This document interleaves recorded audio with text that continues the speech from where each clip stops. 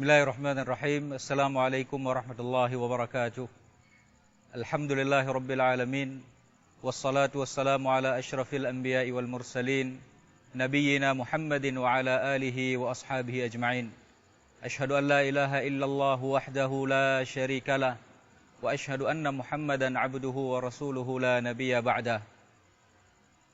Marilah sama-sama kita bersyukur kepada Allah Subhanahu wa taala. Bersyukur di atas nikmat Allah yang sangat banyak yang telah Allah berikan kepada kita, yang kadang-kadang kita tidak memintanya, akan tetapi Allah Subhanahu wa taala telah mencurahkan kepada kita, apalagi yang telah kita minta. Pada kesempatan yang berbahagia ini, marilah sama-sama kita melihat sebuah hadis Rasul sallallahu alaihi wasallam, yang hadis ini merupakan di dalamnya kandungan pesanan Jibril alaihissalam kepada Rasul kita Muhammad sallallahu alaihi wasallam. Di dalam hadis ini Jibril berpesan kepada Rasul dengan 5 pesanan.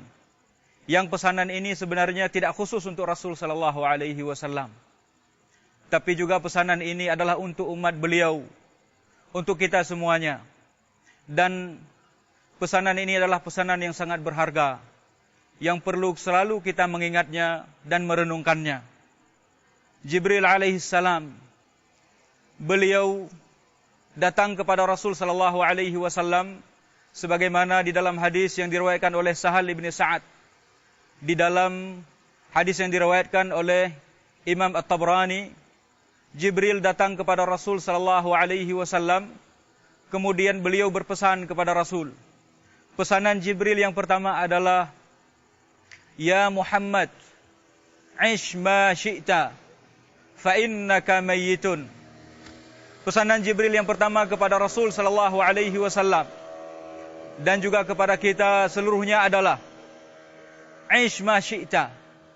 Wahai Muhammad, hiduplah sesukamu. Hiduplah sesukamu. Fa innaka mayyitun. Sesungguhnya kamu akan mati. Ini adalah pesanan Jibril alaihissalam untuk kita. Jibril mengingatkan kita bahwasanya semua orang pasti akan mati.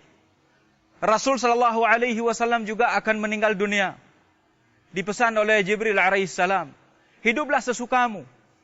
Bagaimanapun kamu hidup, apakah kamu hidup seperti seorang kaya, kamu tetap akan meninggal dunia, kamu akan mati. Kamu hidup seperti orang miskin, kamu juga akan menjumpai yang namanya mati. Kamu seorang raja, juga kamu akan mati. Kamu seorang rakyat biasa, juga kamu akan mati. Kamu seorang nabi, seorang rasul, kamu juga akan mati. Kamu seorang umat, juga akan mati. Yang pasti semuanya akan menjumpai kematian. Ini adalah pesan Jibril alaihissalam yang sangat berharga untuk selalu kita ingat, supaya kita tidak terlalu lalai di dalam hidup ini, supaya kita ingat bahwasanya kematian itu pasti datang.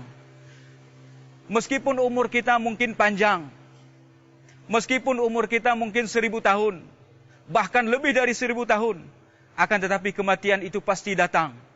Umat-umat Nabi dahulu, bahkan Nabi Adam alaihissalam, beliau hidup 1000 tahun, akan tetapi akhirnya beliau tetap juga mati. Maka ketika Nabi Musa alaihissalam menjelang kematiannya, menjelang wafat, Allah Subhanahu wa taala mengutuskan kepada Nabi Adam, kepada Nabi Musa alaihissalam, malaikat maut dalam bentuk orang laki-laki, seorang laki-laki. Kemudian malaikat mendatangi Nabi Musa alaihissalam. Lalu malaikat mengatakan, aku akan mencabut nyawamu, aku akan mematikanmu. Kemudian Nabi Musa alaihissalam menampar malaikat maut sampai bengkak matanya. Sebagaimana yang tersebut di dalam hadis yang diriwayatkan oleh Imam Bukhari dan juga Imam Muslim. Nabi Musa menampar malaikat. Kemudian malaikat naik menghadap Allah Subhanahu wa taala kembali. Wahai Allah, sesungguhnya engkau mengutusku kepada seseorang yang tidak menginginkan mati.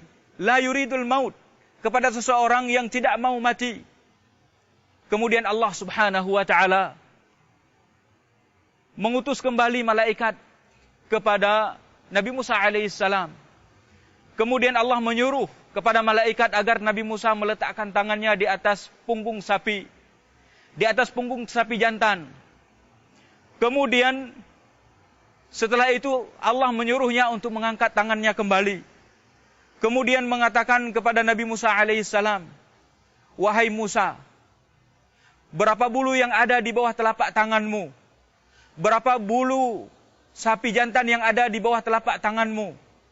Setiap satu helai bulu akan aku tambah umurmu 1 tahun. Sebanyak yang ada bulu di bawah telapak tangan Nabi Musa alaihissalam, Allah akan menambahkan 1 tahun umurnya. Berapa banyak kalau kita bayangkan, mungkin jutaan bulu. Kemudian Nabi Musa alaihissalam kembali bertanya kepada Allah subhanahu wa ta'ala, setelah itu apa ya Allah? Setelah umurku ditambah sekian banyak, kemudian apa yang akan terjadi ya Allah? Kemudian Allah mengatakan, setelah itu kematian. Kalau demikian, maka sekarang cabut saja sekarang nyawaku ya Allah. Jadi demikianlah yang dapat kita mengambil pelajaran daripada hadis tersebut adalah bahwasanya sebanyak manapun umur kita diberikan oleh Allah subhanahu wa ta'ala, kematian itu pasti datang. Ini adalah pesanan pertama di dalam hadis ini kepada Rasul sallallahu alaihi wasallam. Ish ma syi'ta fa innaka mayyitun. Hiduplah sesukamu, tapi kamu pasti akan mati. Suatu hari kamu pasti akan mati. Tidak ada yang kekal di atas muka bumi ini. Kemudian pesanan Jibril yang kedua kepada Rasul sallallahu alaihi wasallam dan juga kepada kita semuanya adalah i'mal ma syi'ta fa innaka majziyun bihi. Lakukanlah apa yang engkau sukai wahai Muhammad. Kerjakan apa yang engkau suka wahai Muhammad. Tapi ketahuilah wahai Muhammad, bahwasanya engkau akan dihisab dengannya, bahwasanya engkau akan dibalas dengannya oleh Allah subhanahu wa ta'ala. Kalau engkau melakukan kebaikan, maka Allah akan membalasnya dengan kebaikan. Kalau engkau melakukannya dengan keburukan, maka Allah juga akan membalas keburukanmu. Silakan bekerja, silakan kita melakukan apa yang kita sukai di dalam hidup ini. Terserah kepada kita. Tapi ingat, malaikat Jibril alaihissalam telah berwasiat, telah berpesan, apa yang kita lakukan pasti akan dihisab oleh Allah subhanahu wa ta'ala. Kemudian kita akan diberi ganjaran, akan diberi balasan oleh Allah subhanahu wa ta'ala. Maka di dalam Al-Quran Allah subhanahu wa ta'ala menyebutkan, فَمَنْ يَعْمَلْ مِثْقَالَ ذَرَّةٍ خَيْرًا يَرَهُ.